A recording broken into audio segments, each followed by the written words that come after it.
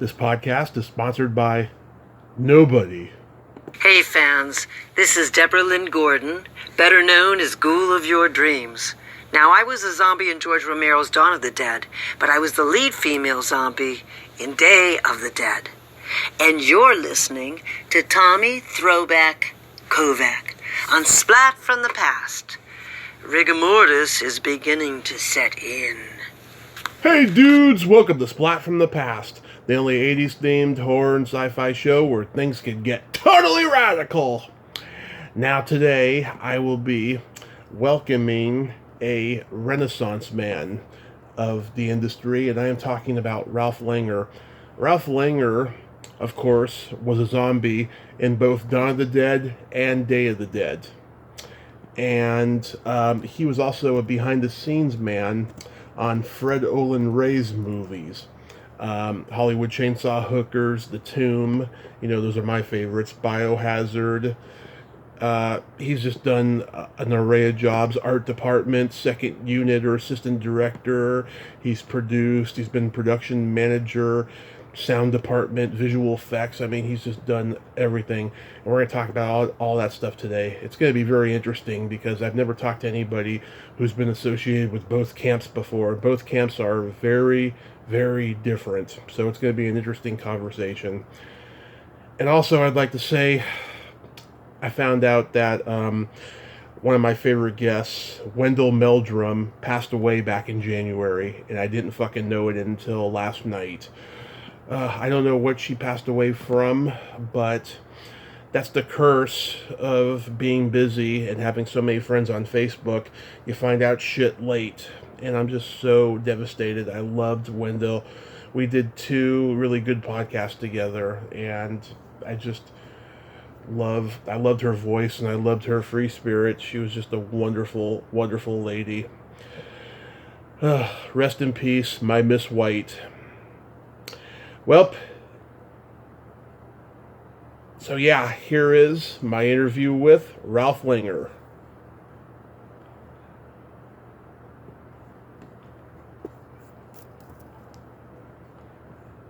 I just want to say this is such a great honor. Thank you for taking the time today. And I'd like to go back in time. You've worn many hats in the film business. Did you gravitate toward the creative process of filmmaking early on in your childhood? Well, my dad used to take Super 8 home movies, so I grew up with the neighborhood kids coming over to watch our old home movies.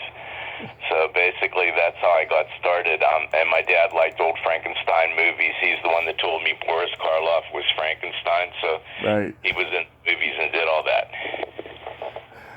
Did you remember the first movie you ever saw? The circus movie, the Greatest Show on Earth. Oh yeah.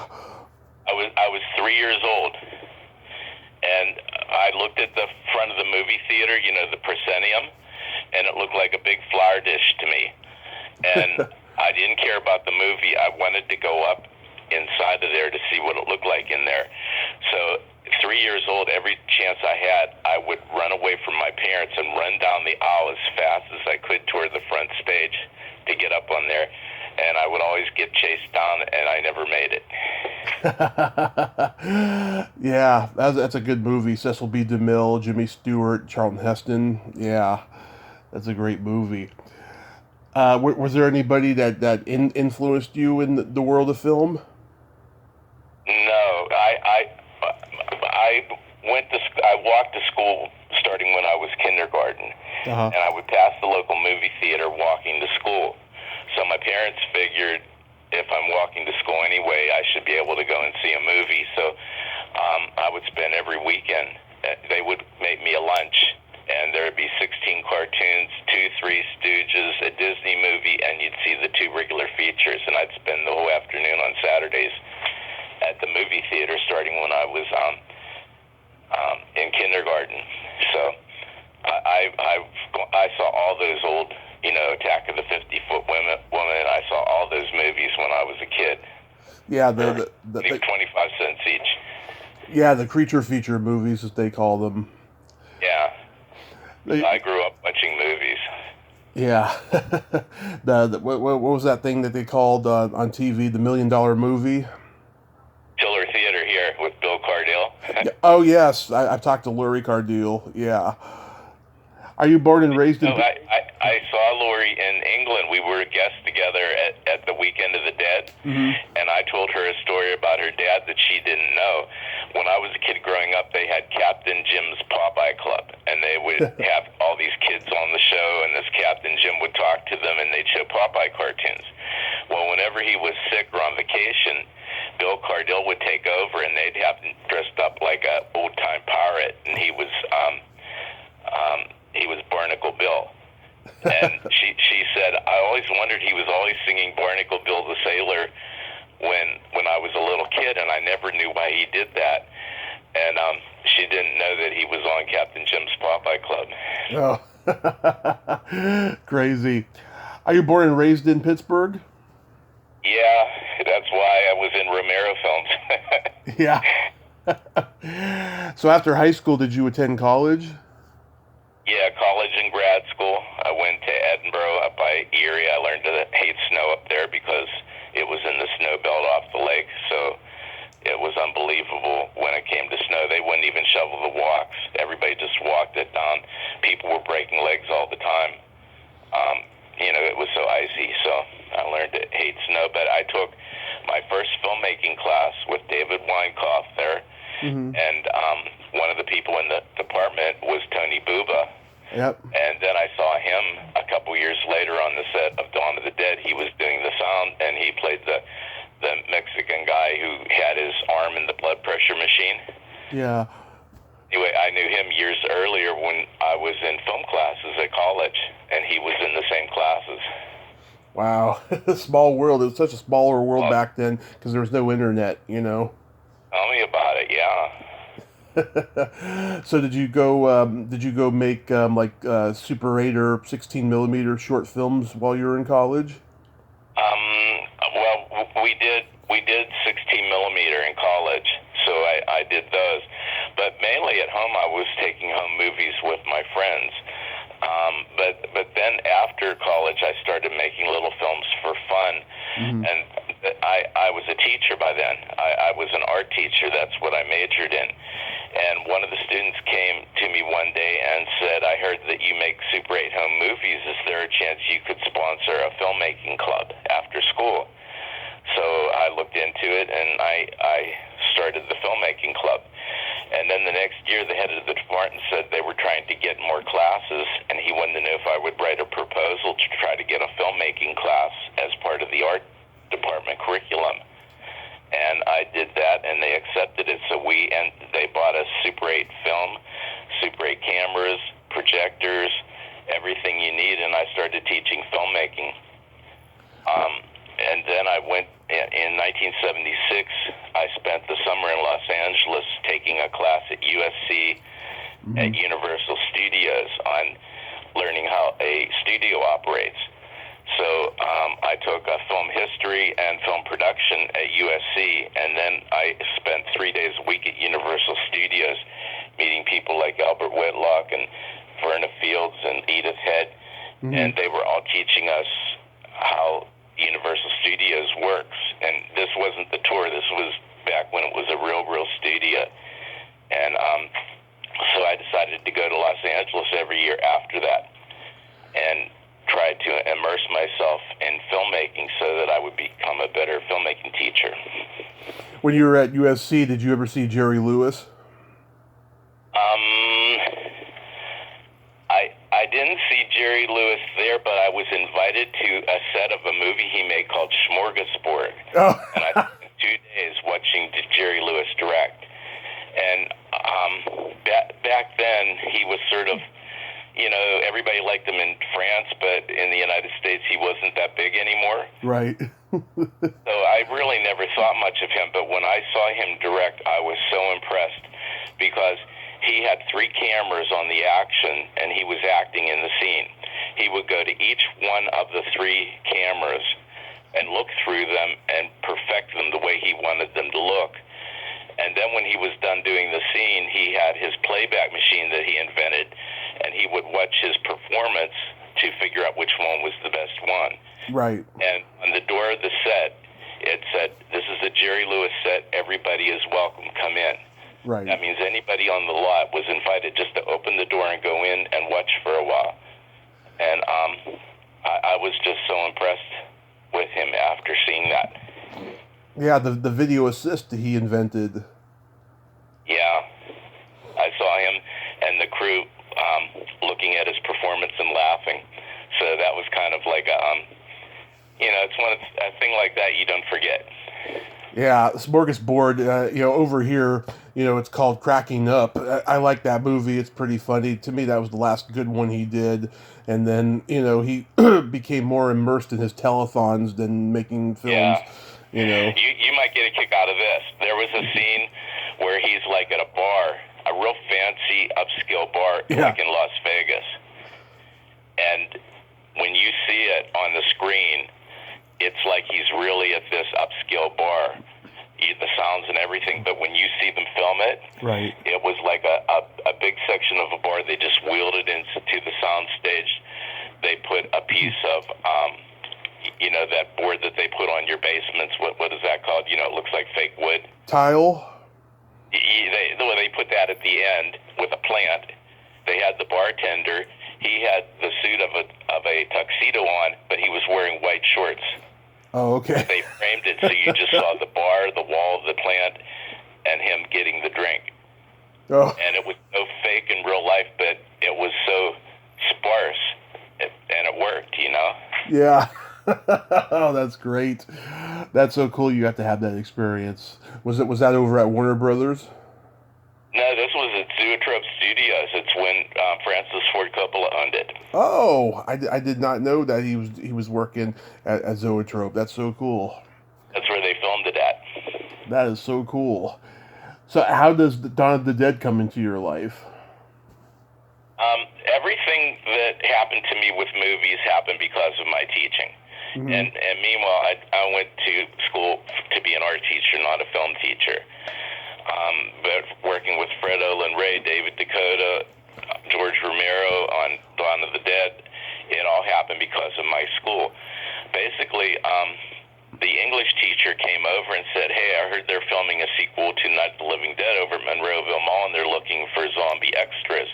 I thought maybe you'd be interested." So I went home and told my brother, and I wasn't that interested in going. Yeah. But he was. So he said, "Let's go. Let's do it." So I brought my Super 8 camera with me just in case I could take some movies and then show my students how a movie is being made. So whenever we got there, the first person I saw was Cliff Forrest. He was an ex-student of mine. I had him in an art class at North Hills High School. That's Christine's brother. Yeah, and right. we were talking, and he said, "Oh, I want you to meet my sister." So he introduced me to Christine Forrest, who married George Romero. And when she found out her ex-high school had a film class, she was over the moon, thrilled. So she took me immediately over to meet George. So I was talking with George in a while. He said, "Why don't you come back next week and be a special zombie, and we'll shoot you?" So, and Cliff was wiping blood off the windows at Monroeville Mall. That was his job. Right. Today he's a millionaire and he owns Iron City Beer Company. Oh. How long did it take you for the makeup? They slathered it on. It was fast. I mean, they had John Amplis there. He was putting the makeup on people. Jeannie Jeffries. And they were just. You'd sit in a chair. They would take a big sponge, and it was wet, and they just smeared it all over your face. And they took a little bit of dark makeup, put it around your eyes, and but that's it. That's it. It was a very simple makeup job on that movie. It wasn't any appliances that my friends and I had to deal with then. Yeah. I've talked to 11 or 12 people from the movie. I'm at the point now where I've lost count, but it's been a lot. I mean, they all have their own story about being on the set, and it's all positive experiences. Does anything stand out for you? The only negative thing was when they broke the window at the mall. They weren't too thrilled about that. The explosives, there were too many of them, I guess, and it broke the glass window. Mm-hmm. there's insurance and it's fixable. And the other thing, this was something that was implied, because whenever you're sitting around, you hear people talking. I heard some people talking, and somebody was concerned because some squibs were missing. Right. And the squibs are explosives, and they have to be regulated by the government. That means every time you use one, it has to be written down in a government log and submitted to the government. So they were freaking out because some squibs were missing. So I don't know anything other than what I heard like that, but if you ever have somebody more in the know, you might want to ask them to see if they know anything in more detail about what happened there. And also, they used real guns on the ice skating rink when they were shooting at Anakin, when they had the the jewelry being shot off. They were really shooting real guns. Wow. As a matter of fact, in my home movie, there's a scene, there's no sound in the home movie, but if you look at one guy, there's a section where his body just jerks and he jumps. And that's because the gunshot was so loud that was his reaction to it. Wow. Real guns. I mean, I guess because this was guerrilla filmmaking, I mean, they wanted it to be authentic and they didn't want to use toys. Yeah. And then I think, didn't Clayton Hill, he used to sell the casings of the bullets they used. Oh. there's people that own them. So you can Google that if you don't know much about it, because they actually sold them in a little plastic bag. What, was he selling them at conventions? Yeah, I think Sharon Hill just sold one to somebody. She found a couple more of them. They thought they were all sold and gone, but recently, from what I heard, again, this is what I heard at the last Living Dead weekend, she found some and she sold them to somebody. Yeah. But I've been trying to get Sharon on here, but she has a fan page on Facebook. She hasn't been on over a decade, so I don't know if that will ever happen. But had you seen Night of the Living Dead before that? Had I what? Had you seen Night of the Living Dead before doing the movie? Oh yeah. As a matter of fact, I was in college at Edinburgh. Mm-hmm. And the first night it came out, I told my roommates about it. And my one roommate had a car because he was from Philadelphia, and he drove us up to the drive-in. It was October, I think. It was colder, and he drove us to the Erie drive-in, and we saw Night of the Living Dead at the drive-in in Erie, Pennsylvania. And I was kind of freaked out because you would see the name of the towns that you're supposed to go to for safety, and they were all towns around where I live in Carnegie, Pennsylvania. So it was kind of unnerving watching that, because back then it wasn't a movie. It looked more like a documentary. Oh, yeah. I mean, it was a genre-defining moment, and to go from... That movie didn't look like that. I know, and to go from that to this goofy comic book, kind of a sequel, I mean, it was just subversive. Think about it. Every filmmaker that makes a sequel, they're basically making the same movie the second and third time. Right. George Romero, every one of his sequels is totally different than the one before it. Exactly. Yeah. I mean, he changes the environment, but the idea of, trying to conquer these zombies stays the same. Yeah, definitely. So did George, he called you back for Day of the Dead? Yeah, as a matter of fact, back to Dawn of the Dead, he gave me permission to take Super 8 home movies. He said, just don't take any shots when we're doing sound, because it might pick up the camera noise. Yeah. So I would do rehearsals, and I would go on the second floor far enough away whenever I shot the things. But one thing, they had a break because they had all these Christmas decorations. In my home movie, you can see on the ice next to it, you can see all these lit Christmas trees that they had to try to hide. So they took a break, and whenever I came back after Christmas vacation and the Christmas decorations were gone, in between that time, the phone rang at my house, and I picked it up. And this was the voice on the other end. Hi, how you doing? This is George Romero. Do you remember me? And it's like, here's George calling me at home. And he said, we're having a cast and crew screening of Martin tonight, and I'm wondering if you want to come. You can bring friends if you want to. So, I mean, he took the time to call me at home out of the blue, over Christmas break to invite me to the cast and crew screening. And every time he shot a movie in Pittsburgh after that, all the way up to the last one he did before he went to Toronto, he would invite me to bring my students over on a field trip, and they would spend the whole day on the set of his films. And whenever there was a break, he would come over and speak to them and see if they had any questions. He would take them on personalized tours around the different sets. Mm-hmm. He took them over to Tom Savini, and Tom Savini gave them a complete tour of the makeup department. Right. That happened on every movie that he did. I mean, what kind of director does that? I know. I pay it forward all the time because of the things he did, how nice he was. Oh, yeah. I mean, I've heard nothing but good things about George, even in the later years when, Hollywood kind of, sucked his soul inside out and he was kind of bitter. I mean, even then he was still a good guy. Yeah. He was always friendly and nice. Mm-hmm. So, Day of the Dead, that was in Florida. What was that experience like? Well, that was one of these things where it was new. They just started filming, and one of my friends who was on Dawn of the Dead with me, I took him over. He bit Marty Schiff's neck. By the way, that's kind of interesting because Marty Schiff had a blood tube in his neck. Yeah. Whenever my friend Walt bit him in the neck, the blood would squirt out.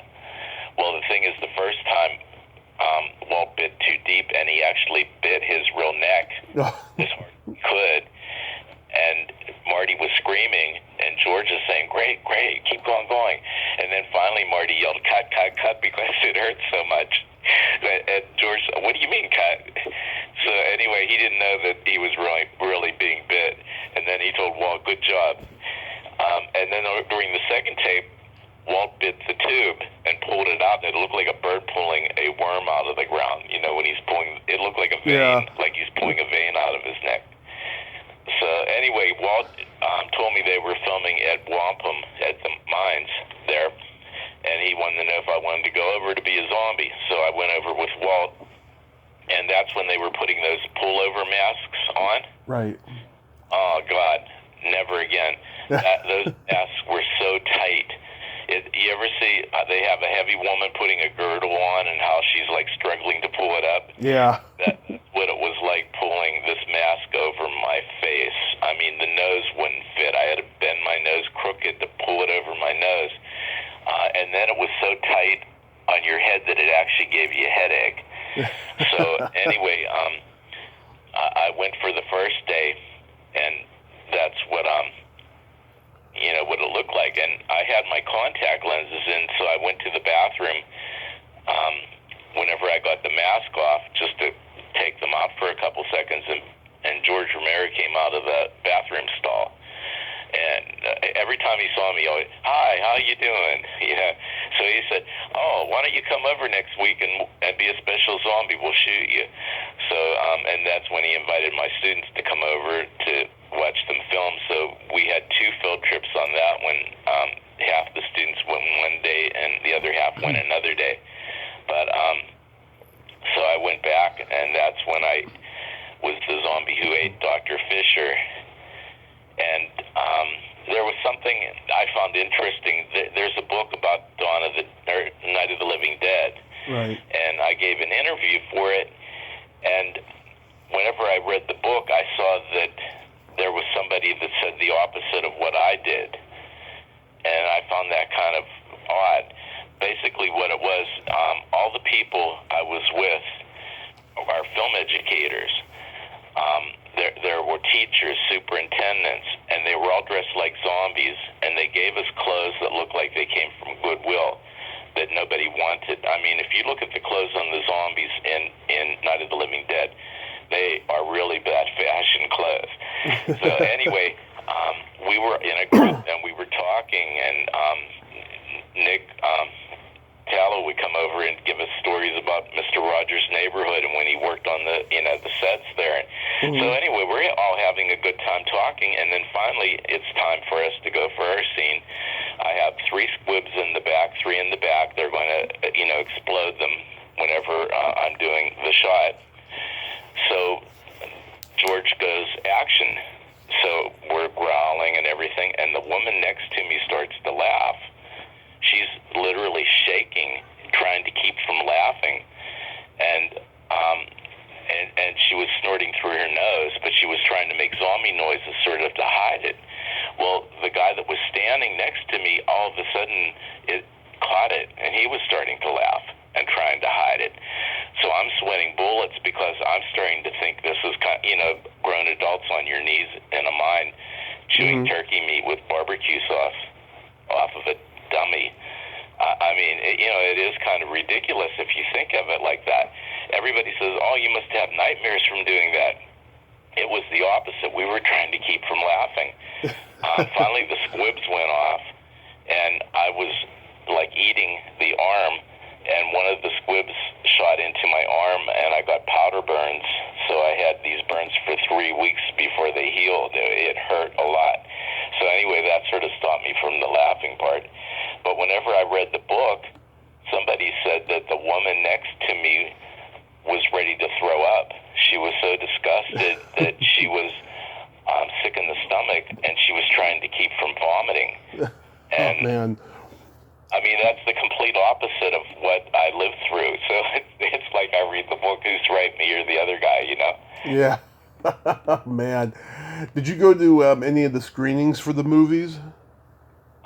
Yeah, I went to the screening of Dawn of the Dead, Martin, Day of the Dead, and I went to the screening of Night of the Living Dead, the remake, and I went to the screening of Land of the Dead. Wow. Those are the ones I went to. Was it always a good reaction from the crowds? Yeah, but they're all the time it was a cast and crew screening, so that means anytime somebody came up on the screen and people knew them, they would clap and cheer. When their name would pop up at the end, they'd clap and cheer. So it was more or less, it wasn't negative at all because it's people having fun seeing the movie that they've been working on for so long. Interesting. Did you remain in touch with George after the movies? After I think it was the two dark eyes or whatever, or the dark half, whichever last movie he made in Pittsburgh. He went to Toronto after that. I hadn't seen him, and I went to the Land of the Dead. The screening for that, and I said hi, but he was so busy I didn't have a chance to talk. But then a couple years later at Comic-Con in San Diego, I saw him there, and we talked for about 4 minutes, and the person that was in charge of him was glaring daggers at me. It's like, I guess he had to be somewhere, so he kept glaring at me, get lost, get lost. Yeah. And, George, he just keeps on talking. You're like, how you doing? What's going on? I said, okay, say goodbye, say hi to Chris for me. He said, oh, we're not together anymore. And that's when I found out that they weren't a couple. And to me, they were always like a power couple. Yeah. On a movie that he was the director, but she was sort of like, keeping everything in line. She was always like an assistant director, even when she wasn't. So that sort of shocked me, and I said, oh, wow, you two were so good together. I'm sorry to hear that. And he said, oh, that's the way it goes. And that's the last time that I saw him. Did you know Gary Clark? He wasn't filming on the days I was there. I'm aware of him. I know who he is from, just a regular moviegoer, but I never met him personally. Yeah, I did. I was supposed to interview him last year, and then his vocal cords closed on him. And then back in January, I did 3 interviews with his 3 children, and that was great. They got to tell me a lot of stuff about him. Yeah. I know he was supposed to be at the Living Dead Festival weekend, and they had to cancel it last year. So he would have been there last year because he was still around with us. So I Yeah, man.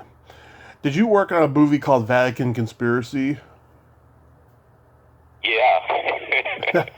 How was that? You saw that on IMDb because nobody knows about that movie. Yeah, I never saw this one. I'll tell you how that happened.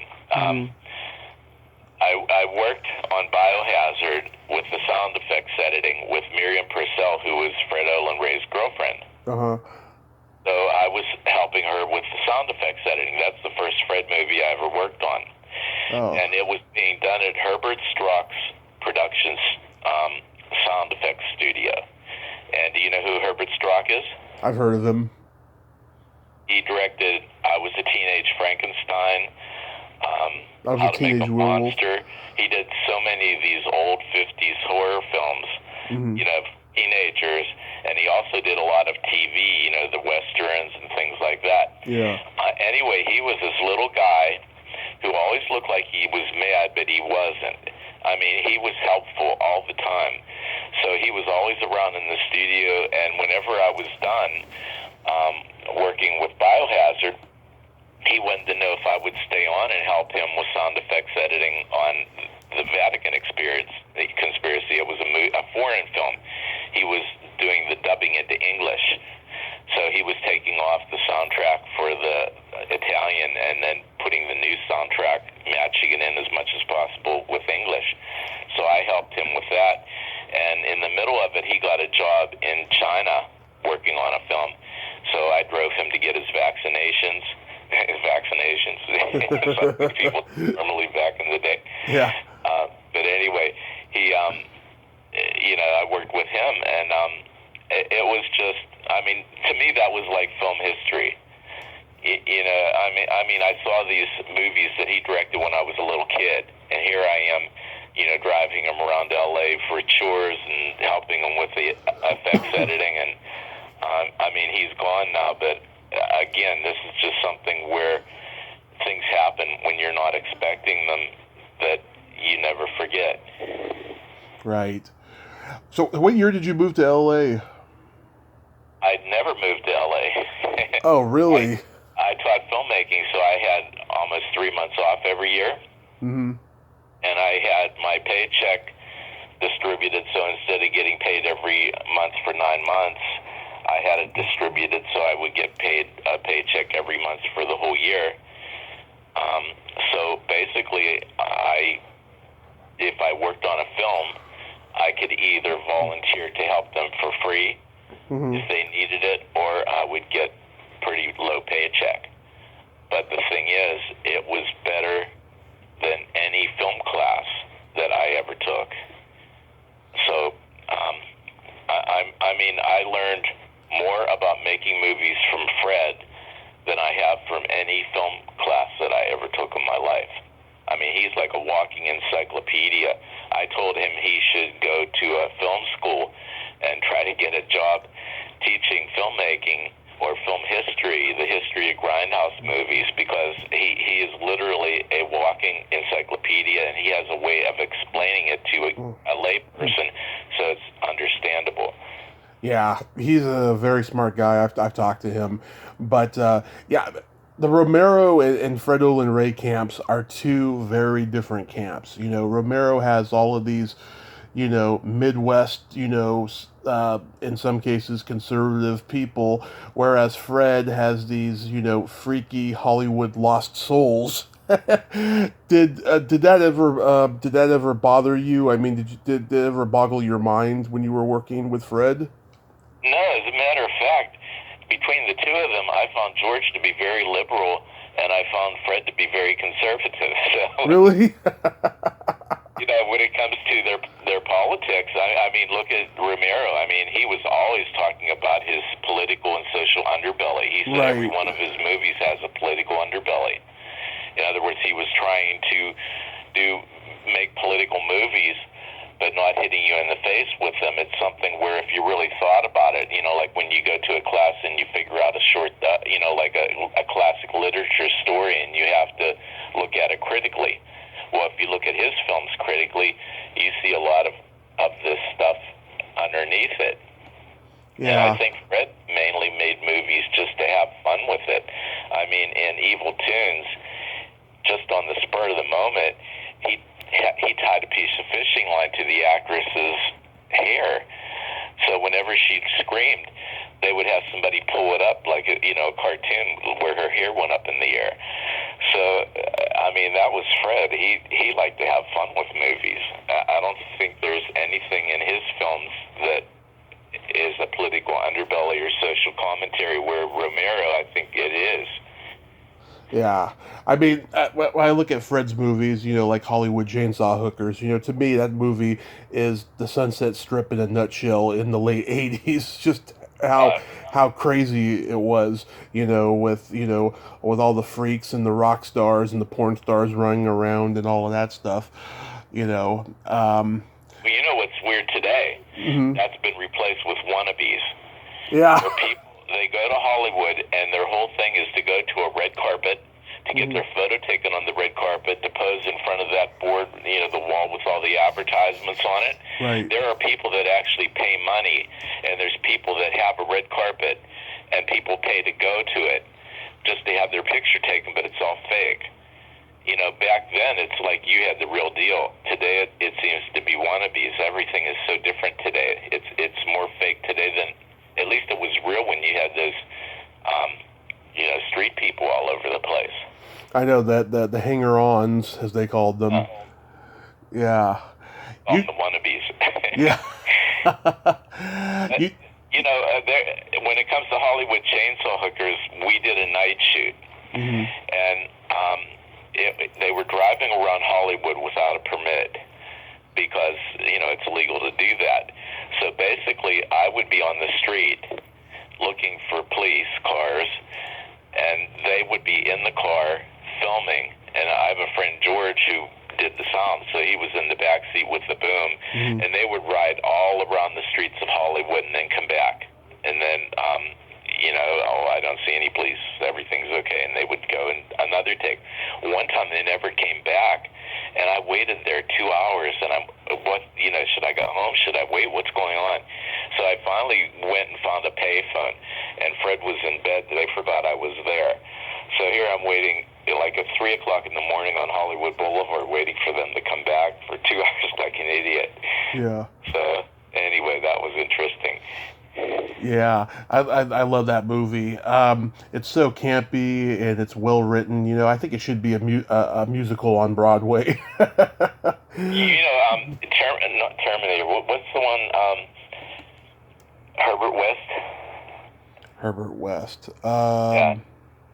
The movie where he cuts the head off of the professor and he injects it with the. Reanimator. Anyway, it into a musical. Herbert West is the character. It's Jeffrey Combs. Reanimator. Yeah, Reanimator. Yeah, they made that into a play. I saw it in L.A. And for the first 4 rows, they give you the opportunity to wear raincoats because that's how far the blood squirts. They're constantly shooting blood out of everything. And if you're in the first 4 rows, you're going to get absolutely drenched with fake blood in that play. Nice. Yeah, I hope they revive it. I'd love to see it. You mentioned in Facebook Messenger you had a Cyclone story, right? What, you mean Lucy or Cyclone? Was it? Well, Lucy, yeah. Okay, remember I mentioned Miriam Purcell? Yeah. She was Fred's girlfriend? Mm-hmm. Well, I'll start with how I met her. I was at Sherwood Oaks Experimental College because they advertised that they had a class where you would be an intern on a real film set. So I went over to see about taking that class, and the woman told me that they didn't have any openings at that point. So I left, and Miriam was waiting outside, and she was talking to that woman previously, and she told me that she overheard my conversation, and she was working on Biohazard with Fred Olen Ray, and she wanted to know if I'd be interested in being an intern, and she said I wouldn't have to pay for the class if I did that, whereas if I went to Sherman Oaks Experimental College, I would have to pay a fee. So anyway, I went over and met Fred, and I told him about my teaching, and one of the students had just won an award on one of their films. It was called An American Werewolf in High School, and Fred had seen that movie at a Fangoria week. The Fangoria conventions they had back then. Cinemagic had a film festival, and they won a prize in that film festival. So Fred had seen my students' movies, and he hired me because of that. So that's how I started working with Fred. So eventually he and Miriam broke up, but she still edited his movies, and she was over at Samuel Goldwyn Studios, and I went over to visit her. So it was in a trailer. I went in. She had the moviola. She's working on the movie, and she said, I want to show you something. And she took me out of the trailer over to an open sound stage. The door was completely open. We went in and sat down in the bleachers, and all of a sudden there's Lucille Ball. Oh. For Life with Lucy. It's her last sitcom that she did before she passed away. And she, she was a lot older then. Yeah. And she was just doing the rehearsing, and it was kind of weird because she was in a hardware store, and she was on a ladder, and they're shooting her back and forth on this ladder on this set. She's like 70-some years old, I think, and she's scooting all over, doing these stunts. So anyway, we just sat there watching her for about a half hour, and at that point, she came over and she bent over, and she just stayed in that position for over a minute. It looked like she was having a heart attack or she was dying. Yeah. I mean, she didn't move. She was bent over completely at the waist. Finally, her husband, Gary Marshall, came over. Martin. She straightened up, and he took her, behind the set. They were gone for 10 minutes, and all of a sudden she came back, and she was as good as new, and she was barking orders. She was literally directing the show. Her voice was heard over everybody's. The director didn't do anything because she was telling people where to put the lights, where to do this, where to do that. But that was scary. Because, this older woman, all of a sudden, she bends over at the waist and just stays there for over a minute without moving. It was frightening to see. Oh, my God. That just, it had to have been intimidating just to be in her presence because she was such a legend. Well, that was before the first episode, and I guess I heard recently that she used to have a lot of, where people, they have problems breathing, they have different episodes, it's like a psychological thing where they just get so nervous. Right.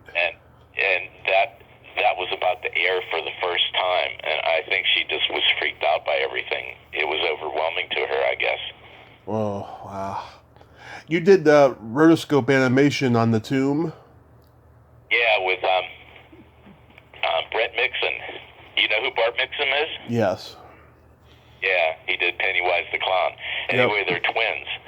And, again, this is the thing of being at the right place at the right time. I think it was on Prison Ship at Star Slammer now. But Brett came over to visit the set. And I found out he was a special effects guy, and he did rotoscoping. So I said, hey, if you ever need anybody to help out, just give me a call. And he said, okay. Well, anyway, I actually got a call after the production was gone on Star Slammer. He called me up and wanted to know if I would help him with rotoscoping on the tomb. So he showed me what to do, and I always wanted a job where it would be 11 o'clock till 3 o'clock. That's what this was, but it was 11 o'clock in the morning until 3 o'clock at night. Wow. So it was like all day. And there, on the rotoscope cells, there's actually times where we all wrote our name, where the vampire would shoot a fireball out of her hand. Well, our names are written on some of those fireballs that are shooting out of her hand. Because, we would do things like that just for fun. And it was over at Fantasy 2. It was Gene Warren's company. And they were filming a Gumby movie at the same time. So I wanted to get one of the old Gumbies when they threw it in the garbage, but we were so busy with rotoscoping, I forgot to do it. But I could have had a real Gumby if I really wanted one, but, like one that had been used. Yeah, that's another one of my favorites of Fred's, is The Tomb. I've talked to like 5 people from it. As a matter of fact, Michelle Bauer says hi to you. I talk to her every day, so... Oh, wow. That's good to hear. I have a Michelle Bauer story. Go right ahead, because she'll be listening. Okay. Well, I don't think she'll mind because she's the one that instigated it. Okay. This was on Cyclone. We had Jessie Long was our script supervisor, and she was there just to do a shower scene. Fred needed somebody to be in the shower nude, and there were 3 women, and Michelle just did it for fun because she's friends with Fred. So anyway, there was a scene where, all the girls are wearing their towels up around them. And Michelle whispered to me that I'm going to take the picture of Jessie, and I'm to count to 3, and when I get to 2, they're going to drop their towels. So all of a sudden, the 2 girls are on either side of Jessie. He has a big grin on his face, and I go 1, 2. All of a sudden, all the towels drop 3, and I click the picture. So Jessie still has that photo. Oh my God, she's gonna love that you told that story. Hopefully. Yeah. No, she has no inhibitions, and that's why her and I get along so well. She's just a wonderful, special lady. I just adore her. I worked with her at Vasquez Rocks on, what's the name of it?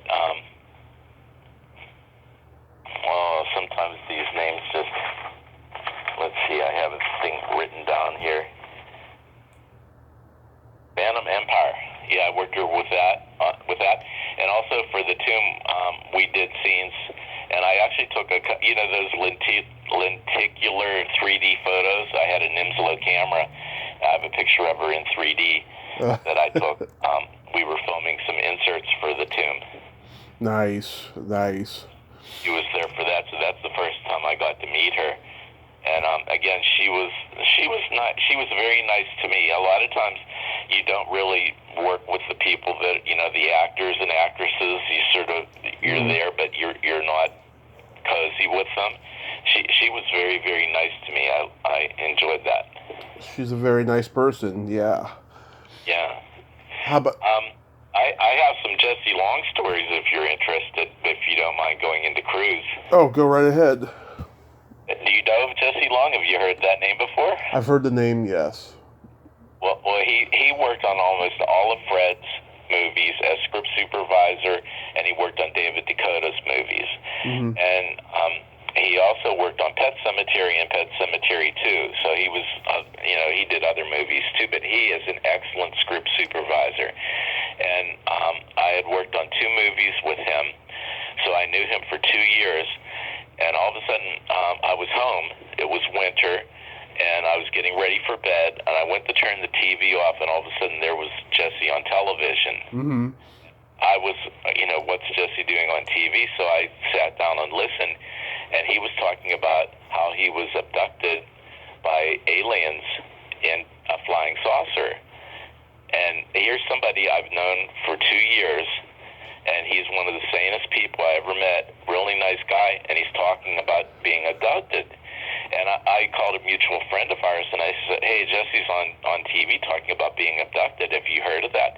He says, yeah, but he doesn't like it to get out. So it's something he doesn't advertise. So the next time I saw him in the summer, we talked about it. And the thing is, in his head, this is totally real. And he has stories, he has documentation, he has everything. And like I said, some people might say, hey, this is crazy, or this isn't crazy, or this really happens. Yeah. In his head, this really happened to him, and he has proof that it happened to him. And a lot of the proof is documented on film. He's been in multiple documentaries, and I found that interesting. But on Pet Sematary 2, I understand he had a flashback, and they had to take him in the ambulance because of that. So it's something where I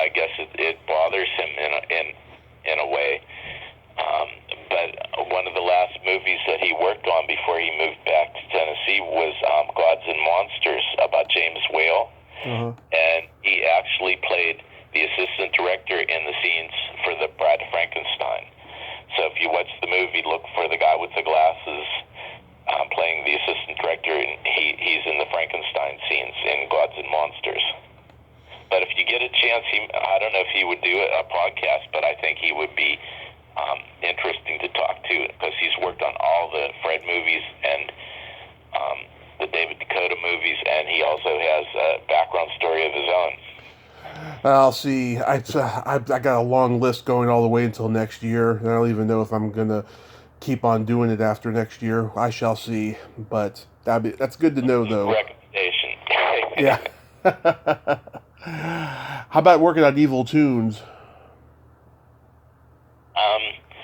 That was fun. I worked on the art department. That was the first time I did that. Ted Tunney, I was supposed to be his assistant. So we were going to different prop studios, getting props and so on. And then all of a sudden, Ted came down with a really bad flu. I mean, he was in bed for the whole week. So I ended up becoming the actual art director for the whole movie because he was sick the whole week. So that was the first time I did that. As a matter of fact, I sort of made a fool of myself because in every scene, the fireplace had to have a log burning in it, and they told me to buy Duraflame logs, and I never lit one of those before, and I didn't know that. I took the paper off of it and put it on. I'm trying to light it, and you're supposed to light the paper, and then the paper catches the log on fire. So I learned how to light a fake log on that movie. But that was interesting. And I understand that the house that they filmed it's in the same neighborhood as Hattie McDaniel's house, who was in Gone with the Wind. Wow. That's so cool. Yeah, it's funny how that works out. Tom gave you a zombie role in the Night of the Living Dead remake. How was that? It's good, but one thing I found was Dawn of the Dead was a party. It was fun. Mm-hmm. And then as the different movies came on, it's like, kids growing up. They're a little more serious. So as the movies went on, they became more serious. And by the time Night of the Living Dead came around, I'm a fly on the wall, but I got the impression that there was a lot of drama going around me. I would be hearing things and hearing stories, and it just didn't seem as much fun as the earlier movies. The makeup was excellent. As a matter of fact, one of my ex-students got a job as a makeup man on that. So one of my ex-students did the makeup on that movie with a lot of the others. And whenever I went to the set, he was showing me these books. They're coroner books of accident victims in color. They're real accident victims of horrific accidents where you see every kind of cut, every kind of groove, every kind of way that a person can be torn apart or hurt in full color. And I didn't even want to look at it. I mean, in a movie, I look at it as impressive. Oh, wow, that looks good. But in real life, I can distinguish real from fake, and I didn't want to even look at one picture in that book. But they had a whole set of encyclopedias of these to try to make the makeup as realistic as they possibly could. Mm-hmm. I heard Tom was going through a tough time during filming, that he was going through a divorce, and he wasn't that focused. Well, he was. He's the nicest guy, and he showed my kids so much. But the thing is, he was very stressed out on that movie. Yeah. At least the days I was there. Yeah, I've met Tom twice. First time, he didn't really have a whole lot to say. Second time, he was honored at the after party the night before, so he was in a very good mood. Yeah, he's a good guy, yeah, though. He has his good days and his bad days, but again, he showed nothing but interest in my students every time I took them. Like on Monkey Shines, he's showing the little fake monkey how it worked and all the different controls to make it look real. And he just took the time. My students who did American Werewolf in high school, On Creep, they took their werewolf makeup to him, and he told them what he thought about it. He gave them a critique. So, I mean, he's been nothing but nice and helpful to my students. It was just sad to see so much stress going on during the making of that movie, especially since it came out so good. I mean, to me, I think it came out excellent. Yeah, I've talked to his niece Melissa. She remembers her and her friends going up to the attic when she was little and finding all these heads up there. You know, yeah. You know what he did? What? Mom? What happened? Not last year, but the year before, at the Living Dead weekend, a whole contingency came from London. That they're the ones that do the Living Dead weekends over there. There's a whole group of them, and they came from London. Russ Striner took them into the basement where they filmed Night of the Living Dead. Tom Savini invited them all to his home, and they took photos and just spent the day in his man cave, where he has all the fake heads and everything, and the contingency from London. They were invited there. They even went over to the house where they filmed Night of the Living Dead, the remake. That's the house where a couple years earlier they actually shot real bullets at people from England because they were trying to see the house. But they actually had somebody go up to the door and knock and be very nice, telling them they were from England, and they actually were able to stand around the house getting their photos taken. So the guys from England that came here, they were given the tour of their life of Romero films. Interesting. Nice. So are you mostly retired these days, or are you still working? Well, the last thing I worked on was Mansion of Blood, and I'm in the process of editing now something called The Extra. But on Mansion of Blood, I became good friends with Calista Carradine, and I saw you interviewed her. Yes. It's weird because I worked with her father on Evil Tunes and Arm Response, and then I worked on her grandfather, and here it is. I worked on a film with her, so it's kind of 3 generations of one family, but I get a kick out of her. I mean, she's such fun to be with. She has such a great sense of humor. Oh, she does. I've worked on her on House of Blood. Yeah. Mansion of Blood. Yeah, she's very entertaining. She has a frequency that she operates at. Oh yeah. I don't know. She may have been drinking a cocktail when I talked to her, but she was a lot of fun. I mean, we laughed a lot during that. Like that, even when she's not, though. She just is a fun-loving person, Yeah, I meant to go see her perform. Singing the last 3 times I was in LA, but every time I was out there, she didn't have any gigs. So. Palm Springs, all right. What's that? She's in Palm Springs, right? She does a lot of shows in Palm Springs. Yeah, I think she's there, and then I think she goes, just wherever, basically, where there's bars and that will have her. So. Well, if she listens to this, hello, Calista. Mm-hmm. So anyway, I've been doing behind the scenes, but it's weird for all the work that I've been doing. Whenever they end up releasing these movies, they're so low budget that they're trying to save as much money as possible. So all the work I put into it behind the scenes, they end up releasing them without any of the behind the scenes footage. So it's like I wasted my life, editing this stuff. And I shot more footage on these movies than they filmed for the actual movie. I mean, it's unbelievable. But I figure that I'm to the age now where I think I want to live my life instead of sitting in front of a computer screen 8 hours a day living other people's lives. Why not? I mean, heck, I think you should start a podcast. I mean, if this is your first one, I mean, you're pretty good at it. You have good stories. Do you want to hear one other good one? Go ahead. This one could blow you socks off. It depends. Okay. Okay, when I worked on Fred's movies, the first real movie, other than working on sound effects editing, the first set movie I call it Prison Ship to this day because I love that title. Yeah. They changed the name to Star Slammer. Right. Anyway, I was the boom operator, and I was the boom operator for Rob Janiger, and he was pretty new to doing sound. And as a matter of fact, he was so, I don't know if I should use the word elitist, but he knew what he was doing, that he had a set of rules that he wanted to do his work by.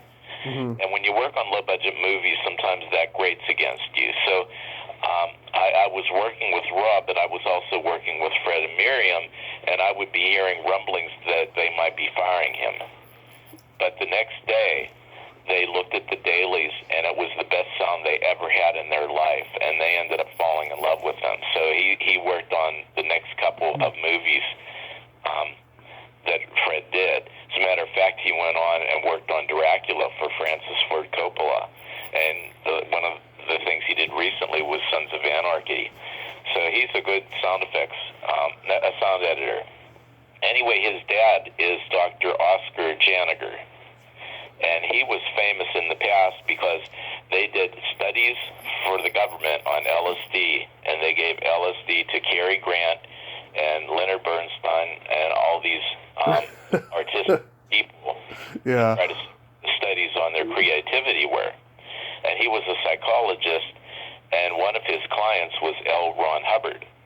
Mm. And they would constantly get into arguments over his care, according to what his dad told me. And at one point, there was an even argument where he said that he would be able to invent a religion. And at that point, he walked out and never came back. And there is a religion right now where they're sort of anti-psychologists. So anyway, talk about being a fly on the wall. I mean, what other place can you be where you're working on movies and all of a sudden you end up meeting Oscar Janiger, who did these studies and was the psychiatrist of L. Ron Hubbard? I mean, life can throw you curveballs that give you interesting things that you become part of without you even trying. Yeah, did you read the Charles Manson book that Tom O'Neill wrote? No, I didn't. That Manson was an FBI experiment. They were trying to see if LSD would cause criminals to commit murder or others to commit murder, and the guy spent 20 years researching this. He's getting a lot of criticism from people saying, "Oh no, you're just bringing out another conspiracy theory and all this stuff." And it's it was Cary Grant. Yeah, it was part of the government that did it. But did they mention Oscar Janiger by any chance in it? I don't know. I haven't actually read the book. He was part of those studies. Right. Yeah, I haven't actually read the book. I've seen all these interviews that he's done about it and stuff. I'm gonna buy it eventually, though. I was curious though. Last month, how was Living Dead weekend? It was fun, but at the same time weird because since COVID started, I have been wearing a mask everywhere. I mean, I go to the supermarket, I go anywhere, I have a mask. My grandparents lived through the pandemic in 1918, and they weren't afraid of World War I or World War II. They weren't afraid of the Depression. But when I was a little kid, I remember hearing their horror stories about the pandemic.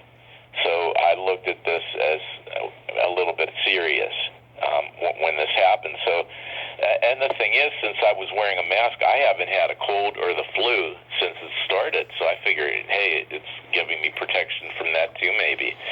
So anyway, since they took away the mask mandate in Pennsylvania, and it was a couple days before Living Dead weekend, I decided to go to it without a mask because I was at my own table and I was like, sort of 6 feet away from everybody, so I didn't wear a mask the whole weekend.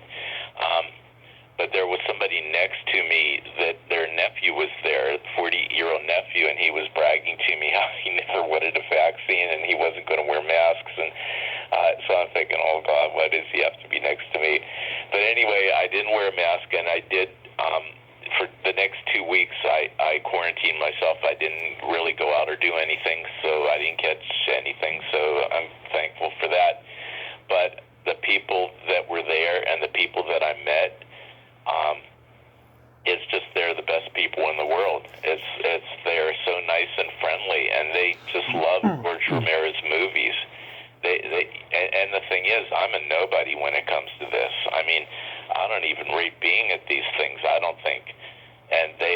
I'm famous or something just because I took a home movie, 2 days on this movie back, years and years ago. But they still, want to become friends because of that. So I just think, and I got to go to the one in England too last year before COVID, and even over there, they're the nicest people you'd ever want to meet.